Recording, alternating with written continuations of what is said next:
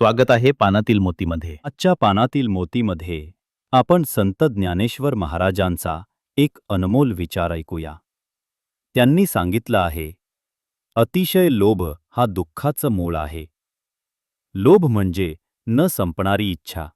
कितीही मिळालं तरी अजून हवं, अजून काही मिळालं पाहिजे असं वाटत राहिलं की मनाला कधीच शांती मिळत नाही. पण समाधानात खरी सुखाची गुरुकिल्ली आहे. ज्याच्याकडे आहे त्यात आनंद मानला तर आयुष्य हलकं, शांत आणि आनंदी होतं. म्हणून लक्षात ठेवा, लोभ नको, समाधान हवं. तेव्हाच खरी शांती आपल्या मनात फुलते. पुन्हा भेटूया उद्या एका नव्या पानातील मोतीसोबत.